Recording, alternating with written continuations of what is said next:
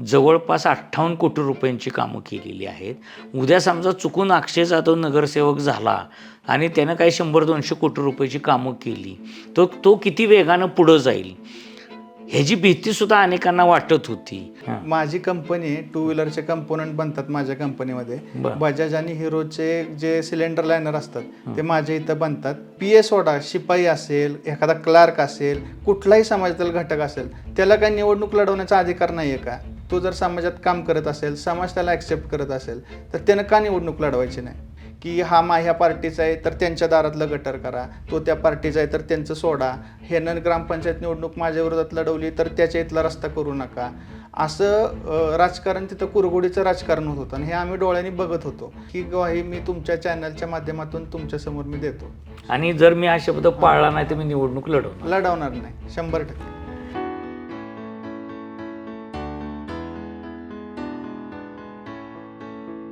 नमस्कार, मी विनोद कुलकर्णी. आरसपानी पॉडकास्ट चॅनलमध्ये पुन्हा एकदा रसिकांचं स्वागत.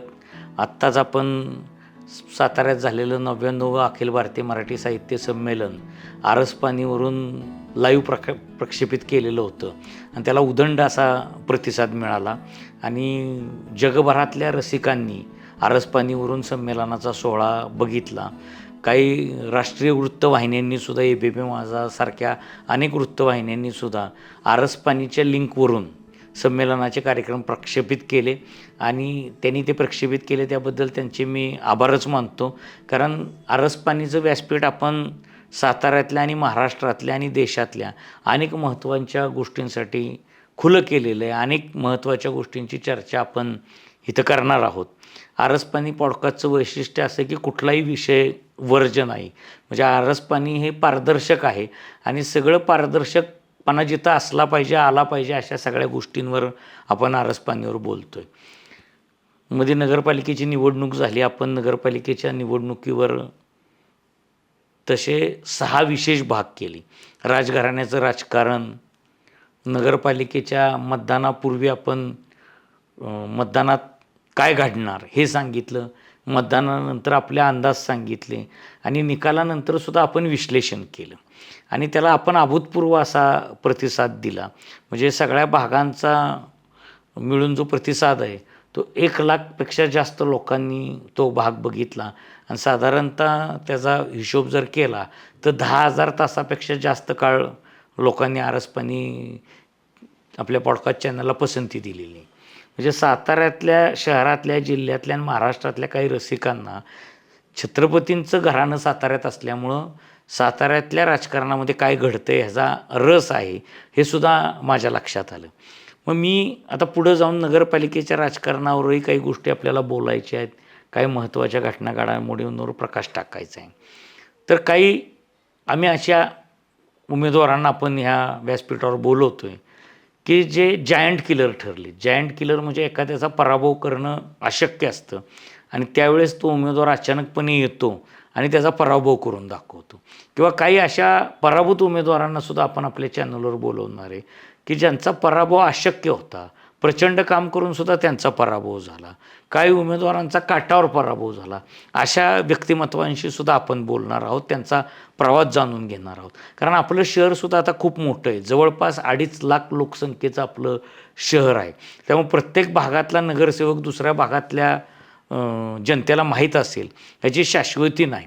किंवा गैरसमज असतात कोणाविषयी काही की ह्याला कशी उमेदवारी मिळाली, ह्याचं काही काम आहे का, हा ह्याच्याबरोबर फिरतो म्हणून मिळाली, ह्याच्या शिफारशीवरून मिळाली, यानं ह्याचं तिकीट कापलं. अशा अनेक महत्त्वाच्या घटना घडामोडींवर आपण आरसपानीवर बोलणार आहोत आणि त्यामधून तुम्हाला सातारचे जे नवे भाग्यविधाते आहेत की ज्यांच्याकडनं आपल्याला अपेक्षा आहे की ह्यांनी भाग्य बदललं पाहिजे आणि ज्यांची भाग्य बदलण्याची संधी हुकली त्यांच्याशी आपण बोलणार आहोत. आज जे आपल्याकडं नगरसेवक आलेले आहेत नवनिर्वाचित, ते खरंच जायंट किलर ठरलेले आहेत. त्यांनी शाहूपुरीचा जो बालेकिल्ला होता संजय पाटील यांचा, तो उद्ध्वस्त करण्यामध्ये यश मिळवलं. म्हणजे संजय पाटील जवळपास 25 वर्ष शाहूपुरीचं नेतृत्व करत होते. संजय पाटील ग्रामपंचायतीच्या राजकारणापासून शाहूपुरीच्या राजकारणात सक्रिय झाले आणि 25 वर्ष एक हाती सत्ता वेगवेगळ्या तडजोडी करून वेगवेगळ्या क्लुप्त्या वापरून त्यांनी टिकवली.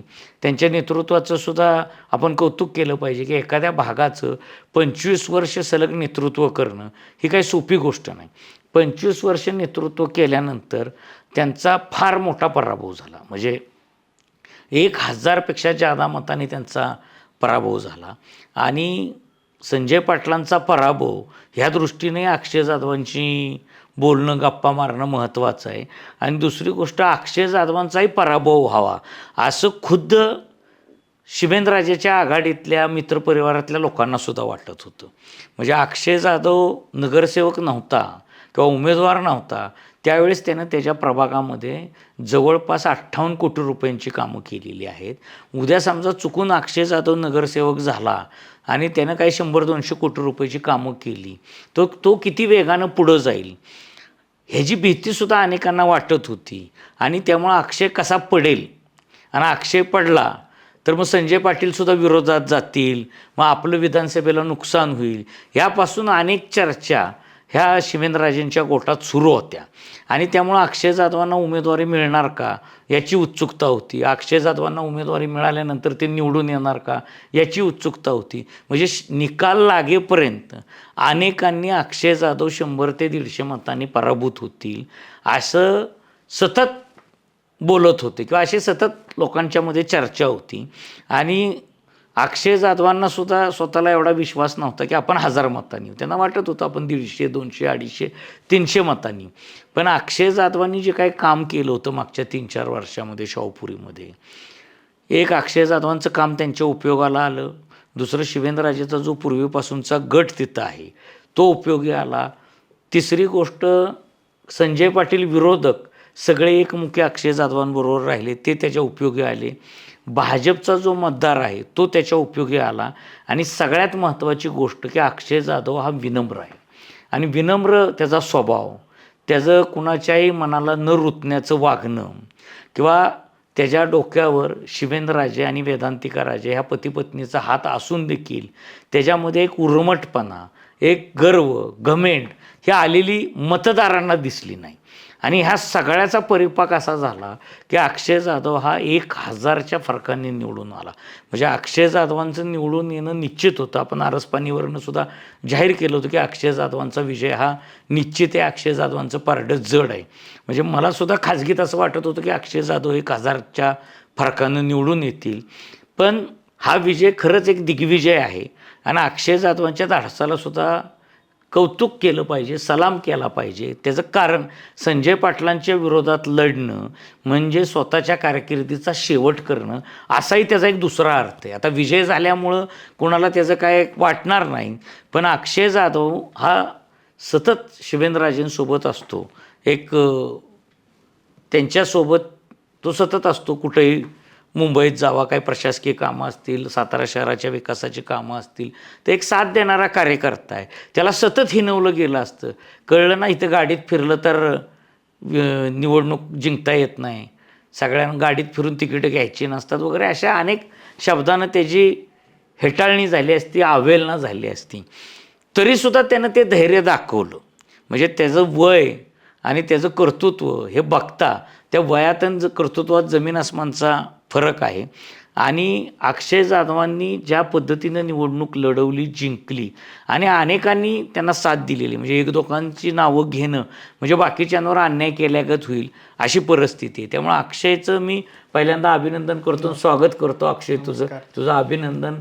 आणि तू चांगलं काम करशील सातारा शहरात अशी आम्हाला अपेक्षा आहे तुझ्याकडनं. आज आपण तुझ्याशी गप्पा मारणार आहोत म्हणजे तुझा एक प्रवास जाणून घ्यायचा किंवा अक्षय जाधव हा आला कुठनं, त्याचा प्रवास काय, शिवेंद्रराजेच्या जवळ एवढा गेला कसा, अशी काही जादूची कांडी होती की शिवेंद्रराजेच्या घरात पोचला, शिवेंद्रराजेंचा मित्र झाला, वेदांतिका राजेंचा लाडका झाला, किंवा एकूणच आता शाहूपुरीत सुद्धा अक्षय निवडून येणार अशी खात्री असणारी अनेक लोक होती. अनेक लोक तुझ्याबद्दल चांगलं बोलतात. ते सगळं तंत्र तू कसं काय शिकलास? कारण इतक्या उर्मट लोकांबरोबर राहून इतकं विनम्र राहण्याचं कौशल्य तुला कसं काय जमलं? ह्याचाही शोध मला तुझ्या बाबतीत घ्यायचा आहे. आपली मैत्री, आपण मित्र आहोत, तो भाग वेगळा आहे. पण आरस पाणीवर ज्यावेळेस मी बोलतो त्यावेळेस मित्रत्वाचे आपण कपडे बाजूला काढलेले असतात. आज मी तुझ्याशी चांगल्या गप्पा मारीन, पण भविष्यात 5 वर्षांनी मी तुझा हिशोब बी विचारेन. म्हणजे 5 वर्षांनी विचारेन असं नाही, वर्षाने सुद्धा विचारेन, 6 महिन्यांनी सुद्धा विचारेन की अक्षय जाधव तुम्ही काय केलं, तुम्ही 3 महिने 4 महिन्यात काय प्रगती केली, 100 दिवसात काय काम केलं, 500 दिवसात काय केलं, 365 दिवसात काय केलं. तर मुळात तुम्ही मूळ शाहूपुरीचे आहात का कुठून बाहेरून आला आहात? कारण शाहूपुरी काही मूळ नाही, बाहेरून वसलेली अनेक लोकांची वस्ती आहे. माझं मूळ गाव लिमगोवे आहे. माझे वडील नोकरीनिमित्त जिल्हा मध्यवर्ती बँकेत नोकरीला होते. त्या निमित्ताने ते साताऱ्यात आले आमच्या शिक्षणासाठी. माझा जन्म शाहूपुरीतला आहे. काय बोलतो? हो, 1988 साली माझे वडील राहायला इथं आले साताऱ्यामध्ये, तेव्हा माझा जन्म शाहूपुरीमध्ये झाला. नाही, आता तुझा जन्म शाहूपुरीतला झाला. माझ्या माहितीप्रमाणे संजय पाटलांचा जन्म शाहूपुरीत झाला नाही, पण कुठल्याही तालुक्यात शशिकांत शिंदे जावलीतले भूमिपुत्र असतात. हे शाहूपुरी आणि सातारा शहरातल्या लोकांना लोक भूमिपुत्र का म्हणत नसतात? काय का नाही, आपल्या मनात प्रश्न येतो ना, सातारचा उमेदवार असेल तर हा सातारचा भूमिपुत्र, तसं शाहूपुरीचा भूमिपुत्र. मग हा मुद्दा का नाही निवडणुकीत काढला की मी भूमिपुत्र, हा बाहेरचा माणूस येऊन राज्य करतोय? नाही, पहिल्यापासून तेच सांगत होते, मी शाहूपुरीचा आहे आणि मी शाहूपुरीत पहिल्यापासून आणि शाहूपुरी माझे, असंच त्यांचं ते पहिल्यापासून. म्हणजे तुझा जन्म असून तुला बाहेरचा म्हणत होता? हो, मला बाहेरच्या गावाचे, गोव्यावरनं आलाय, बाहेरनं येऊन निवडणूक लढवणार का असं म्हणत होते मला. मग तुझं गाव कुठलं? माझं गाव लिमगोवे. बर. मग लिम गोव्यामध्ये तुम्ही राहत होता, तुझे वडील जिल्हा मध्यवर्ती बँकेत नोकरीला लागले, ह्याचा अर्थ तुमचं काहीतरी राजकीय कनेक्शन असणार. कारण जिल्हा मध्यवर्ती बँकेत पूर्वीच्या नोकऱ्या मिळायच्या, तर ती सगळी मातबर माणसं तिथं संचालक असायची, आणि त्यामुळं राजकीय कनेक्शन तुमच्या घराचं किंवा पूर्वी काही राजकीय वारसा आहे? वारसा आहे. माझे जे काका आहेत ते गोवेगावचे सरपंच होते. बर. किती साली होते ते? ते तर किती वर्षापूर्वी असतील अगदी? म्हणजे 63 साली वगैरे असतील, 1963ला. भरपूर जुनी गोष्ट. 63 साली माझे चुलते होते तिथं सरपंच गावात, आणि आमच्या गावचे मेन पुढारी जिजाबांना जाधव ह्यांचे मेन कार्यकर्ते होते, चुलते वडील सगळे. जिजाबांनी माझ्या वडिलांना जिल्हा मध्यवर्ती बँकेमध्ये नोकरीला लावलं होतं. बरोबर. जिजाबांना काँग्रेसचे त्यावेळेचे मोठे पुढारी होते, तालुका काँग्रेस कमिटीचे अध्यक्ष बी होते, आणि त्यांनी माझ्या वडिलांना जिल्हा बँकेमध्ये लावलं होतं नोकरीला. मग जिल्हा बँकेत वडील काम करत होते किंवा कार्यकर्ते होते, पण तू निवडणूक लढवण्यापूर्वी तुमच्या घरात कुणी साधी ग्रामपंचायतीची तरी निवडणूक लढवली का? हो, माझी आई जिल्हा परिषद सदस्य होते लिम गटातून. काय आईचं नाव? लता श्रीरंग जाधव. 2004 ते 2009 मध्ये माझी आई जिल्हा परिषद सदस्य होते लिम गटातून. मग आईनं काही महत्वाची काही कामं लिम मध्ये, काही विकास कामं? आईनं आमचं कोटेश्वरचं जे मंदिर आहे त्याच्यासाठी निधी आणला. परत प्रत्येक गावामध्ये सभामंडप, मंदिरांची कामं अशी केली. परत मुख्यमंत्री सहाय्यता निधीतून मोठा पूल आणला, लिम गोवेचा जो मोठा पूल झाला त्यावेळी पृथ्वीराज बाबा मुख्यमंत्री होते, महाराज साहेबांच्या सहाय्याने तो पूल आणला आईने. बरीच कामं जिल्हा परिषद सदस्य असताना आईने केली, आणि त्याच्यामध्ये कोणतंही कमिशन, टक्केवारी घेतली नाही. ती बाबच महाराज साहेबांनी हेरली की हे कुटुंब चांगलं कुटुंब आहे, मध्यमवर्गीय, असलं प्रलोभनांना आम्ही बळी पडणार नाहीये, हे बघूनच महाराजांनी आमच्यावर विश्वास ठेवला आईच्या वेळेला. 2004 ते 2009, आता आज आपण बोलतोय त्याला 20 वर्ष. 20 वर्ष झाले. 20 वर्षात पुन्हा तुमच्या आईला, वडिलांना कुठली निवडणूक लढवायची इच्छा झाली का? आणि नाही तिकीट मिळाली म्हणून तुम्ही कधी नाराज झाला? कधी नाराज झालो नाही. महाराजांनी जी जबाबदारी दिली ते करायचा आम्ही प्रयत्न केला. कोणतंही तिकीट मागितलं नाही. त्यांनी ज्यावेळी सांगितलं त्यावेळी अर्ज भरला. त्यांनीच आम्हाला जिल्हा परिषदला खूप मतांनी निवडून आणलं, सहकार्य केलं. आणि परत आरक्षणं बदलत गेली. त्यावेळी महिला आरक्षण होतं, मग ओपन पुरुष पडलं, नंतर ओबीसी पुरुष पडलं. त्यामुळं लिम गटातून नंतर तो गटच कॅन्सल झाला. आता तो पाटखळ गटात गेला, अर्धा गट. त्यामुळं राजकीय काय महत्वाकांक्षा नव्हती. महाराज साहेबांनी प्रेम दिलं, त्यांनी आम्हाला उभं केलं. हे आईचं जिल्हा परिषदचं हे बघून आम्हाला व्यवसायात उभं केलं मला वहिनी साहेबांनी आयुष्यामध्ये. पहिल्यांदा कॉलेज झाल्यानंतर महाराजांनी सांगितलं. कॉलेज झालं म्हणला म्हणून आता तुला तोडतो थोडं. तू शिकलेला पण आहेस? हो, बीएससी ऍग्रिकल्चर माझं शिक्षण आहे. कारण मी बघतोय असं तू शिवेंद्रराजांच्या घरात कुठं मुंबईला कामासाठी. नाही, मी बीएससी ऍग्री माझं शिक्षण आहे. मग BSc ॲग्री शिक्षण असून सुद्धा तू PA म्हणून काम करतो असा आरोप होतो. तर नेमकं तू खरं PA आहेस का? नाही, मी PA नाहीये. हां. माझी कंपनी आहे, टू व्हीलरचे कंपोनंट बनतात माझ्या कंपनीमध्ये. बरं. बजाज आणि हिरोचे जे सिलेंडर लायनर असतात ते माझ्या इथं बनतात. कुपर आणि परांजपे साहेब आपले जे आहेत त्यांचं मी काम करतो, त्यांच्या कंपनीचं वेंडरशिप आहे माझ्याकडं. माझा व्यवसाय अतिशय छान आहे आणि मला वहिनी साहेबांनीच त्या व्यवसायामध्ये गाईडलाईन केलेली आहे आणि मला स्वतःच्या पायावर उभं केलेलं आहे. मग तुझा आणि वहिनी साहेबांचा संपर्क कसा आला? ती खूप इंटरेस्टिंग गोष्ट आहे. जयेंद्र चव्हाण ज्यावेळी नगरसेवक होते तर ते जरंडेश्वरच्या स्पर्धा घ्यायचे. त्यावेळी मी 10वीत होतो. तर त्या जरंडेश्वरच्या स्पर्धेला बक्षीस द्यायला वहिनीसाहेब आणि महाराजसाहेब यायचे. तर मी 10वीत असताना जयेंद्र चव्हाणांबरोबर ह्याला स्पर्धेला जायचो दरवर्षी, जरंडा चढायच्या स्पर्धेला. तर तिथं महाराजसाहेब आले असताना माझी आणि महाराजसाहेबांची ओळख झाली. महाराजसाहेब म्हणले, हा छोटा मुलगा तुम्ही कोण घेऊन आला इकडं वर? ते म्हणले की ते असं अक्षय तिथं योगेश मोदींच्या दुकानात, अशोक मोदींच्या दुकानात असतो, शाहूपुरीतला आहे. तिथं माझ्या आणि महाराजांची वहिनी साहेबांची ओळख झाली. बरं. मग असं मग तिथनं संबंध कसे तुमचे? तिथून मग ते संबंध होते. मग कॉलेजला 1-2 वर्ष हे होतं. मग नंतर आईला जेव्हा जिल्हा परिषदची उमेदवारी मिळाली त्यावेळेला मग मी राजूभाई यांकडे गेलो. त्यावेळी राजूभाई आपण तिथं वर होते जरंडेश्वर, की आम्हाला असं असं तिकीट मिळाले राष्ट्रवादी काँग्रेस पार्टीचं, तर महाराज साहेबांना भेटायचं आहे मग आम्हाला. मग महाराज साहेबांकडे गेलो, भेटलो. मग महाराज साहेब म्हणले करा तयारी आणि मी आहे तुमच्याबरोबर. आणि जसा शब्द दिला महाराज साहेबांनी त्या पद्धतीनं माझ्या आईला त्यांनी निवडून आणलं निवडणुकीमध्ये. मग तुमच्यावर PA म्हणून आरोप झाले, तर तुमचं काय मत आहे? का एखादा PA असेल तर त्यानं निवडणूक लढवावी का नाही लढवावी? तुम्ही नाहीये. मी PA स्वतः नाहीये, पण PA सोडा, शिपाई असेल, एखादा क्लार्क असेल, कुठलाही समाजातील घटक असेल, त्याला काही निवडणूक लढवण्याचा अधिकार नाहीये का? तो जर समाजात काम करत असेल, समाज त्याला ऍक्सेप्ट करत असेल, तर त्यानं का निवडणूक लढवायची नाही? बरोबर आहे. म्हणजे तुमचं मत असं बाबा खालच्या लोकांनी सुद्धा म्हणजे आजही जी समाजात दरी आहे की अमुकनं पैसे आहेत का, ताकद आहे का, उच्च पदावर आहे का, घराण्याचा वारसा आहे का, त्यानं लोकांना जर वाटत असेल की ह्यानं बाबा काम करतोय, ह्याच्याकडून आपलं काम होतंय, तर अशा लोकांनी का उभं राहायचं नाही? बरोबर आहे. मग आता तू वहिनी साहेबांची तुमची ओळख झाली, तुला व्यवसायात मदत केली, इथपर्यंत ठीक आहे. पण आज तुझं जे स्थान आहे की शिवेंद्रराजेंचा तू विश्वासू आहेस, हे कसं काय तू स्थान निर्माण केलंस? लोकांना अनेक प्रश्नांची उत्तरं हवी आहेत की बाबा अक्षय जाधवच का इतका जवळ? म्हणजे शिवेंद्रराजेंची जवळीक मिळवणं हे काय इतकी सोपी गोष्ट नाही. म्हणजे शिवेंद्रराजे एक तर कमी बोलतात, सहज कुणावर विश्वास ठेवतात का नाही हे कोणालाही माहिती नाही. म्हणजे विश्वास आहे असंही वाटतं, विश्वास नाही असंही वाटतं. मग अशा वेळेस किचन कॅबिनेट जे आपण म्हणतो ते तू किचन कॅबिनेटमधला माणूस आहेस.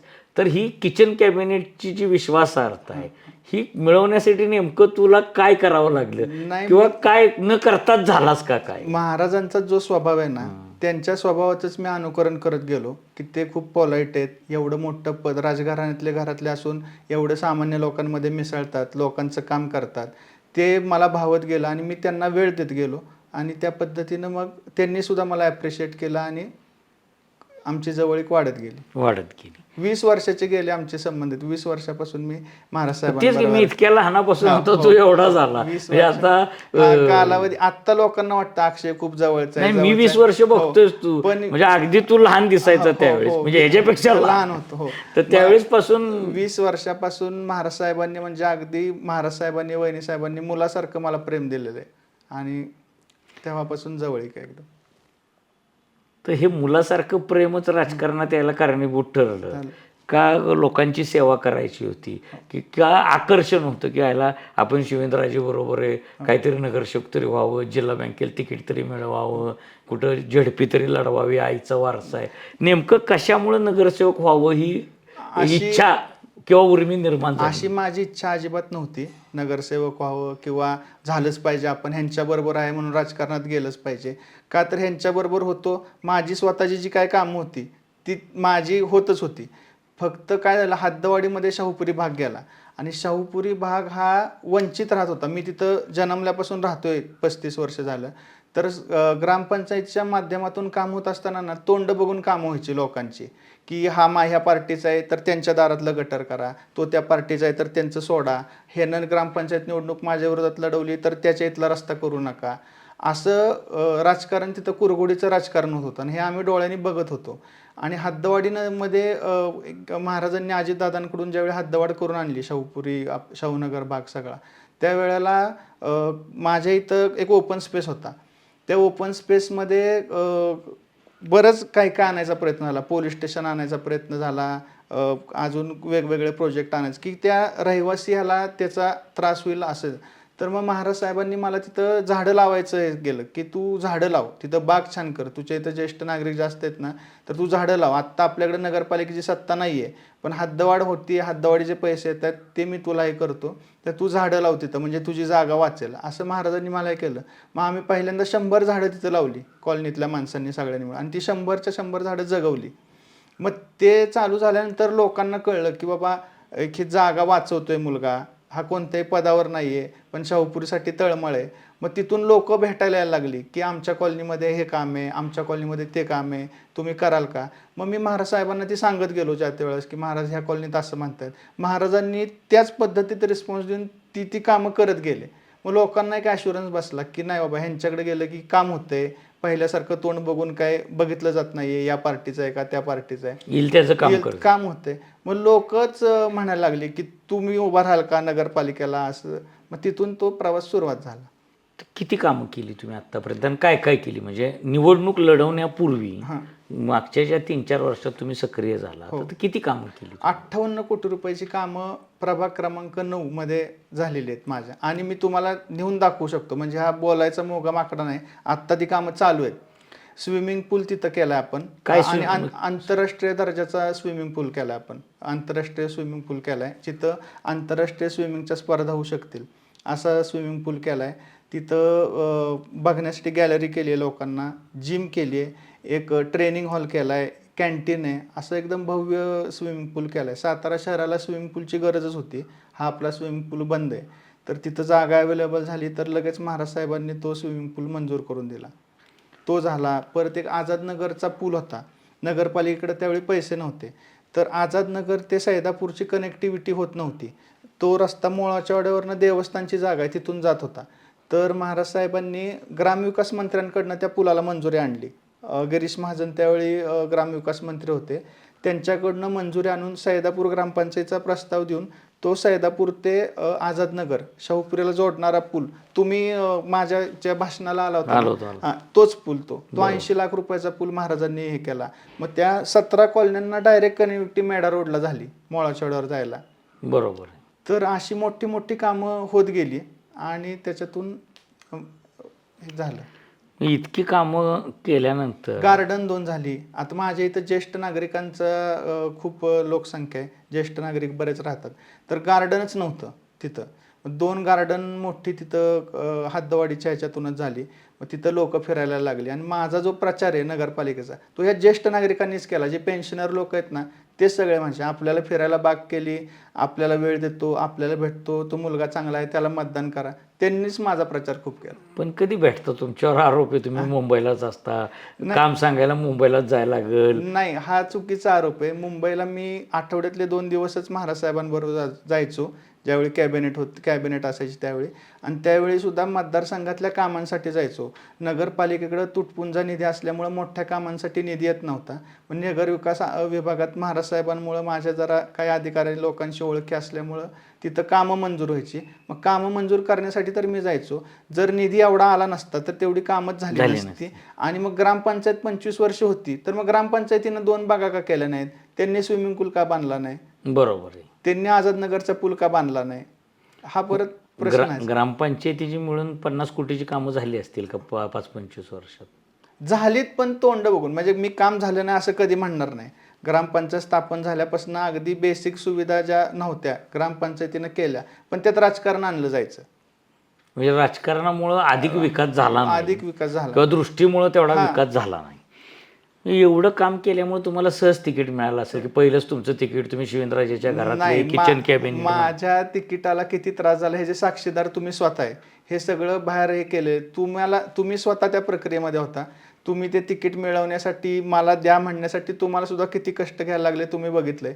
पण मला सहजासहजी तिकीट मिळालं नाही. माझ्यासाठी परत नावं वर पाठवायची ठरली, परत त्याच्यातून नाव फायनल होऊन आलं, सर्वे झाले आणि त्यानंतर पार्टीनं सगळं बघून की मी फक्त महाराजांच्या बरोबर असतो म्हणून मला तिकीट दिलेलं नाही, सर्वे पार्टीचे सगळे बघून हे करून मला तिकीट मिळालेलं आहे. आता तिकीट मिळालं, तुम्ही निवडून आला, तर लोकांच्या तुमच्याकडनं अपेक्षा पण वाढल्या की हा माणूस नगरसेवक नव्हता तर 58 कोटीची कामं केली. म्हणजे पुढच्या 5 वर्षात तुमच्याकडनं लोकांच्या अपेक्षा जास्त आहेत. आता तुम्ही जे विजयी झाला, तर तुम्हाला काय वाटतं की नेमकं संजय पाटलांना एवढं नाकारणं, म्हणजे 1000 आकडा काय बारका आकडा नाही, ज्या माणसानं शाहपुरीवर राज्य केले, 25 वर्ष राज्य केले, तर त्यांचा पराभव नेमका कशामुळे झाला, त्याची एक 2-3 कारणं सांगा. आणि तुमचा विजय कशामुळे झाला, म्हणजे इतका मोठा, समजा 550 आला असता तर आम्ही तुम्हाला कारणं विचारली नसती, पण ज्यावेळेस 1000 मतानं पराभव होतो आणि आम्ही आता बघतोय अशोक मोनेसारखा माणूस 35 वर्ष निवडून येतोय पडतोय, संजय पाटील 25 वर्ष निवडून येतोय पडतोय, आणि त्याची कारणं काय असू शकतात ह्याचाही आम्हाला शोध घ्यायचा आहे. आता काय झालं, मगाशी मी सांगितलं असं, एकतर तोंड बघून काम करणे हा पहिला विषय, नंतर अवैध धंदे मोळाच्या वाडा वगैरे त्या परिसरामध्ये बरेच होते, अतिक्रमणं बरीच होती, हेच लोकांना टपऱ्या वगैरे टाकायला सांगायचे. पण शाहूपुरीतला जो माझ्या वॉर्डमधला जे लोक आहेत सगळे, ती चांगल्या कुटुंबातली, नोकरीला असलेली, म्हणजे प्रत्येक खेडेगावातनं जे शिक्षक आहेत, बँकेत आहेत, वकील आहेत, अशा लोकांचा तो सगळा भाग आहे, राहणारी लोक आहेत. मग ह्यांना हे सगळं चुकीचं चाललं हे दिसायचं की टपऱ्या होत आहेत, मटक्याचे अड्डे होत आहेत, परत अतिक्रमणं केली जात आहेत, परत ओपन स्पेस आहेत ज्या कॉलनीच्या, त्यांच्या इथं लोकांना बसवलं जायचं, तिथं मग काहीतरी मंदिर काढ, तिथं आणून काहीतरी हेच कर, असं अवैध धंदे कर, किंवा गांजा फुकणारी माणसं आणून बसव, असं लोकांना हे दिसत होतं. फक्त ते योग्य वेळ बघत होते आणि हे नगरपालिकेच्या निवडणुका पुढं जात होत्या, त्यामुळं लोकांसुद्धा पेशन्समध्ये होते की कधी नगरपालिकेची निवडणूक येते आणि हे जे सगळं चाललेलं, किंवा व्यापाऱ्यांना दमबाजी कर, असले प्रकार होत होते. ही त्यांच्या पराभवाची मूळ कारण आहेत. अजून एक मेन कारण त्यांचं असं आहे की शाहूपुरीमध्ये सगळ्या गोरगरिबांचे पैसे असलेली एक महालक्ष्मी पतसंस्था होती. ती पतसंस्थे ह्यांच्या आणि ह्यांच्या मित्रांची होती आणि त्याची जागा, ज्या ती पतसंस्था बुडवली यांनी, त्याचं हे झालं नाही, त्याची जागा घेण्याचा प्रयत्न ह्या माश्यांनी केला. ते आता DDRच्या इथं ते प्रकरण प्रलंबित आहे. ती जागाच विकत घेतली आणि जवळच्या ठेवीदारांचे पैसे फक्त दिले आणि बाकीच्या ठेवीदारांची आता अडचण चालली. ते आता ते पतसंस्था कुठंतरी मर्ज करायचं काम चालू आहे. DDR महाराज साहेबांच्या माध्यमातूनच ते काम चालू आहे. तुम्ही लक्ष घालून महालक्ष्मी पतसंस्था मर्ज करणे आणि तिथल्या ठेवीदारांना शाहपुरीतला न्याय देणे ह्याच्यासाठी भविष्यात प्रयत्न करणार आहात? करतोच आहे. ऑलरेडी महाराजांनी DDRना बोलून घेतलं होतं आणि ते त्या पद्धतीने त्यांना आदेश दिलेत, सगळं ऑडिट करायला सांगितलंय आणि त्या पद्धतीने आता त्यांनी त्यांना आदेश दिले. आता हे संजय पाटलांच्या पराभवाची कारणं झाली, तर भविष्यात तुमचा किंवा तुम्ही जरी उभं राहिला नाही तर शिवेंद्रराजेच्या पार्टीचा पराभव होऊ नये, कारण शिवेंद्रराजेंची पार्टी 25 वर्ष तिथं सत्तेत नाही, संघर्षात आहे पण सत्तेत नाही. आता पहिल्यांदा शिवेंद्रराजेच्या पार्टीला एक आवाज मिळाला, तुमच्या रूपानं असेल किंवा बालुगडे म्हणून जे नगरसेवक निवडून आले त्यांच्या रूपानं असेल, किंवा अगदी उदयनराजेच्या पार्टीचे जरी लोक असले तरी ते तुमच्याशी विचारविनिमय करूनच काम करतील असं आजच्या परिस्थितीला तरी वाटतंय. तर ह्याच्यासाठी काही मनात आहे का की बाबा मी इतकी विकास कामं करीन, लोकांचे बारीक सारीक प्रश्न सोडवीन, त्यांना कुठं साताऱ्यात यावं लागणार नाही त्यांचे प्रश्न सोडवायला, किंवा आता जर तुम्ही बघितलं तर शाहूपुरी ग्रामपंचायत असल्यामुळं आता शाहूपुरीचं अस्तित्व हरवलं असं वाटतं, कारण नगरपालिकेचं एखादं विभागीय कार्यालय चांगल्या प्रतीचं शाहूपुरीत असलं पाहिजे. अशा काही गोष्टींवर तुम्ही अभ्यास करणार आहे का, काम करणार आहे का, तुम्ही आराखडा काय आहे का तुमचा? आराखडा आहे माझ्याकडं.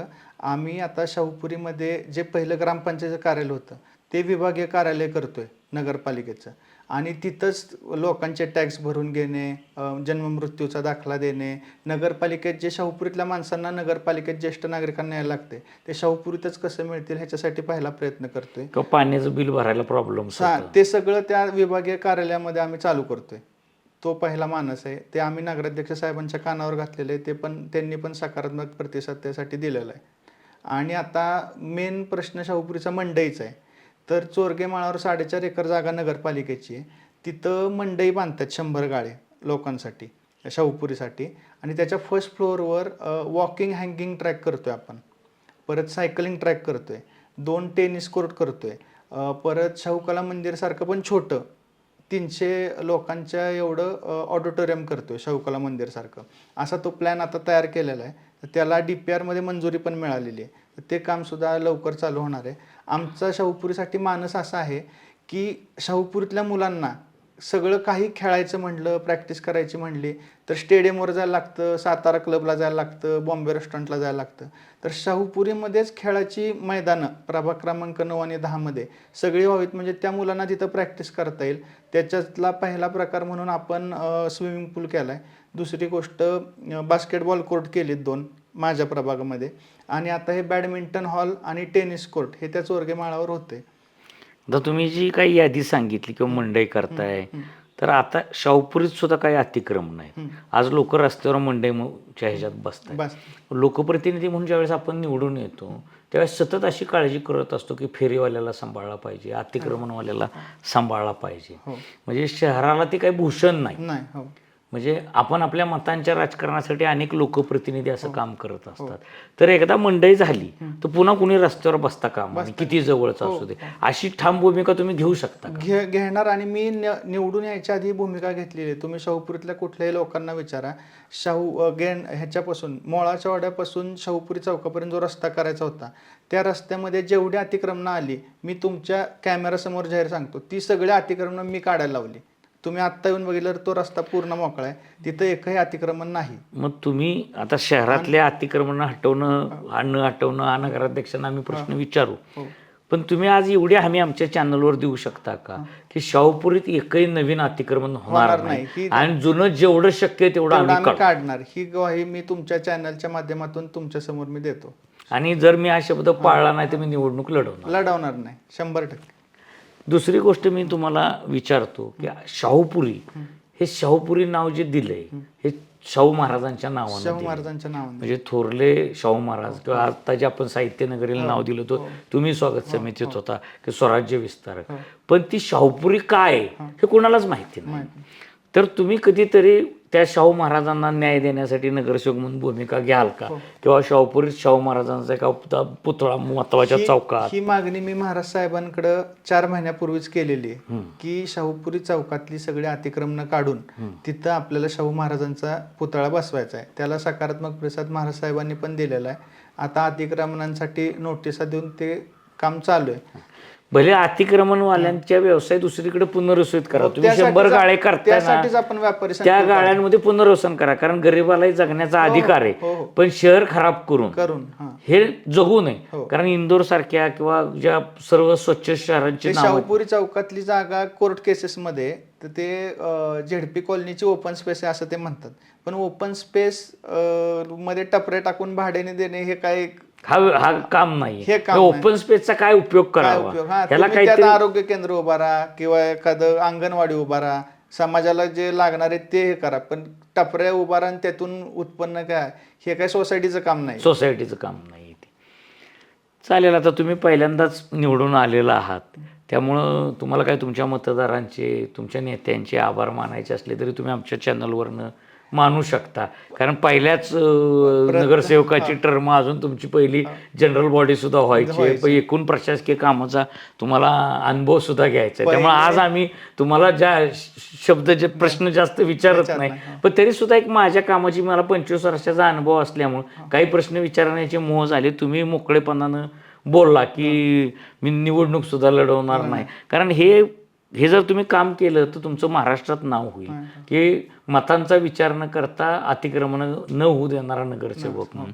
आणि शेवट कुणी काय ह्यात किंवा ताम्रपट घेऊन आले. पण मताचं सुद्धा तुम्हाला सांगतो, मताचा विचार म्हणजे मी ती सगळी दुकानं तिथली काढली तर तिथली 2-4 जण नाराज झाली माझ्यावर. ते अजून सुद्धा माझ्या विरोधात बोलतात किंवा मला मतं दिली नाहीत, त्याची सुद्धा मला माहिती आहे. पण ते अतिक्रमण काढल्यामुळे 200 माणसं माझ्यावर खुश झाली, यांनी हा वेगळा विचार केला म्हणून. हीच माझ्या विजयाची गुरुकिल्ली.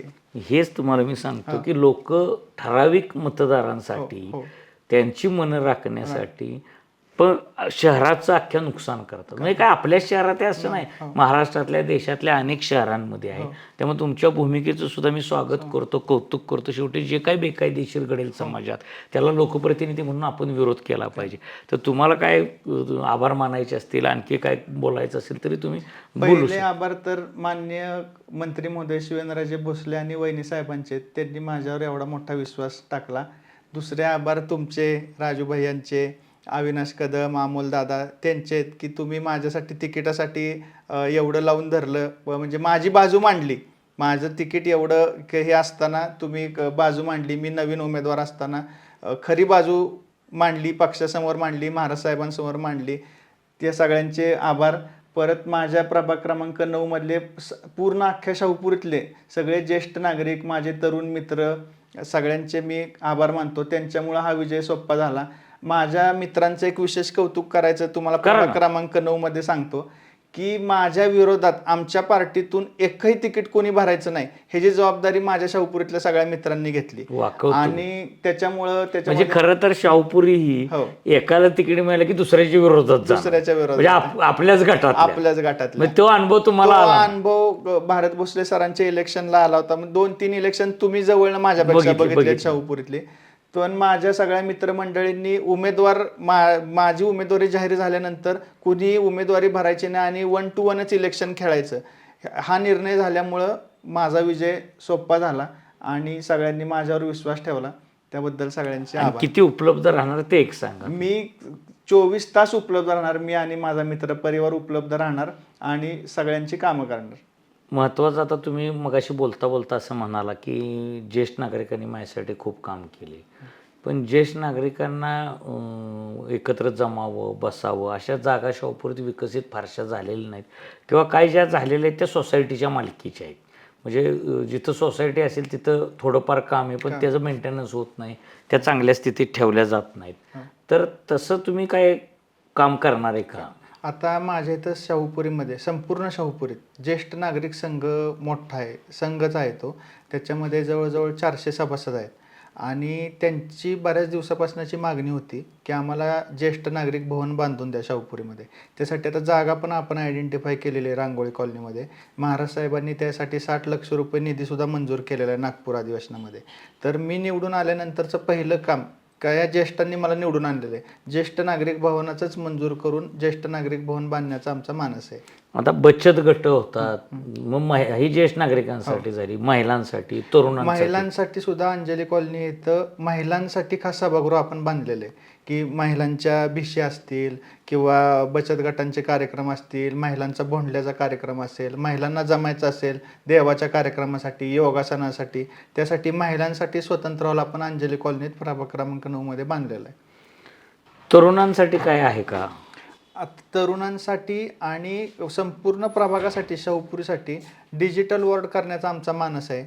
जे दाखले, उत्पन्नाचे दाखले वगैरे नगरपालिकेमध्ये मिळतात, तर ते एका क्लिकवर किंवा मोबाईलच्या ॲपवर किंवा आमच्या शाहूपुरीच्या विभागीय कार्यालयामध्ये सहजासहजी लोकांना कसं उपलब्ध करून देता येईल आणि नगरपालिका आपल्या दारी हा उपक्रम कसा राबवता येईल ह्याच्यासाठी आम्ही काम करणार आहे. आणखी काही वेगळे काही मनात आहे का? तरुणांच्या रोजगाराचा प्रश्न सुटावा, त्यांना मार्गदर्शन मिळावं. तरुणांच्या रोजगार सुटावा यासाठी महाराज साहेबांनी IT पार्क मंजूर करून आणलेलं आहे. IT पार्कचं काम आता अंतिम टप्प्यात आहे. तर त्याच्यासाठी जे ट्रेनिंग लागतं त्या ट्रेनिंगचे क्लासेस घेण्याचे किंवा त्याचे मेळावे घेण्याचं आमचा मानस आहे आणि आम्ही ते आता चालू करणार आहे घ्यायला. आज अक्षय जाधवांशी आपण गप्पा मारल्या, आता ते निवडून आलेले आहेत, त्यांचा प्रवास जाणून घेण्यातच खरा रस होता. आपण नगरसेवक झाल्यामुळं आपल्या मनात 4 प्रश्न आले, आपण तेही विचारले त्यांना. सगळ्याच प्रश्नांची उत्तरं आज त्यांनी देणं अपेक्षित नाही. शेवट प्रत्यक्ष काम करताना सुद्धा काय अडचणी आहेत ह्याचाही त्यांना विचार करावा लागेल. पण पहिल्यांदाच निवडणूक जिंकल्यानंतर ते आपल्या चॅनलवर आले, मी त्यांचे आभार मानतो. धन्यवाद.